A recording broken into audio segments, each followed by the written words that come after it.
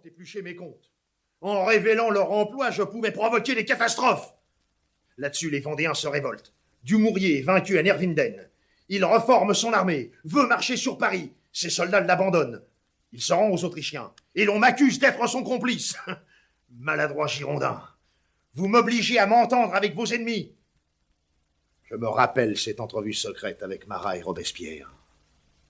Citoyens, les circonstances nous ont réunis. Robespierre, dis plutôt la débat. Finissons-en d'abord avec la Gironde. Marat, je ne veux pas qu'on prenne la République à la gorge. La République, elle crève. 6000 conspirateurs se cachent, les patriotes ont faim, ils vont pieds nus, et les chevaux des affameurs les éclaboussent. Il faut purifier la République. Il faut la dictature. Pour les traîtres, la guillotine. Il faut expédier aux armées des commissaires avec plein pouvoir, qui pourront faire d'un capitaine un général ou l'envoyer à l'échafaud. Désormais, toute erreur devient un crime. La clémence n'est un crime qu'avant la victoire, Marat. Après, c'est une force. Ta révolution est une vieille qui boite et qui tend la main.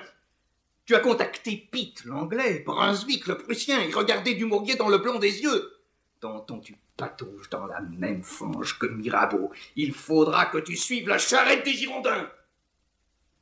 Girondins, en vous alliant à moi, vous pouviez faire l'union sacrée. Mais non, vous attaquez la commune qui tient les sections de Paris. Résultat, le 2 juin 93, une émeute envahit l'Assemblée et l'oblige à voter votre déchéance.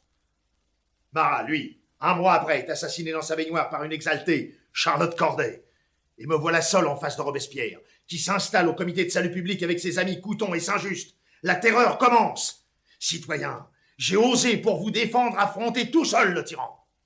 Prends garde, Georges. Tu es sur une mauvaise pente. Tu agis et tu parles comme un tyran. Je te demande pardon, Maximilien. Tu es intègre et sincère, je le sais. Mais la terreur est une erreur politique. Les citoyens ont peur. Ils dénoncent pour sauver leur tête. L'Assemblée vote pour toi par lâcheté. On guillotine des généraux pour une erreur. Faut arrêter ça. Impossible pour l'instant. Les Prussiens siègent Strasbourg. Lyon s'est insurgé. Toulon se livre aux Anglais. Les provinces se révoltent. Les Vendéens ont passé la Loire. Non, il faut punir les traîtres. Mieux vaut 100 fois être guillotiné que guillotineur. Je t'en supplie, Maximilien. Monte à la tribune et demande qu'on soit clément. Faisons donner la guillotine comme des soldats de canon, mais n'en faisons pas une déesse aveugle. Georges, à t'en croire, tous les ennemis des patriotes auraient été punis. Et où places-tu donc la vertu? La vertu. Qui ignore les passions ne peut conduire les hommes, car il ne connaît pas leur souffrance. Pour moi, le peuple est fait d'êtres de chair et d'os pour qui j'éprouve une infinie tendresse. Pour toi, c'est une vue de l'esprit. Malheur aux tyrans qui veulent bien de ses semblables d'une manière si effrayante. Malheur à toi. Tu cherches à éteindre le sublime enthousiasme qui pousse l'humanité vers une ère nouvelle. L'être suprême a créé les hommes pour parvenir au bonheur par la vertu. Que le peuple sublime reçoive le sacrifice de tout mon être. Je mettrai par terre les idoles pourries. Regardez-le. Il porte en lui toutes les certitudes. Loin de la nature et des hommes, le faux prophète ne fréquente que les sectaires. Je te le dis, Robespierre, le temps de l'indulgence est arrivé. Tu es un conspirateur. Tu en répondras devant l'Assemblée.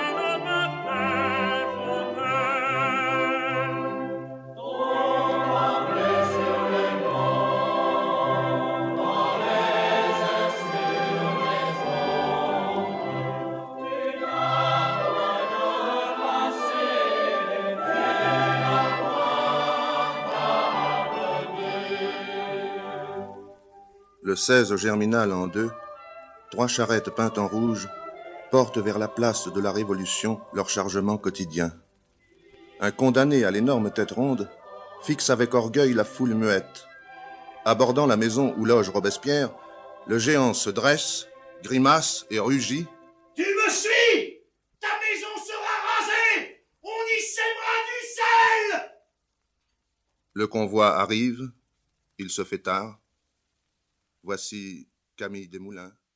Pour continuer à écouter ce livre audio gratuitement, cliquez sur le lien dans la description et vous pourrez l'écouter en entier sans frais grâce à l'essai de 30 jours d'Audible.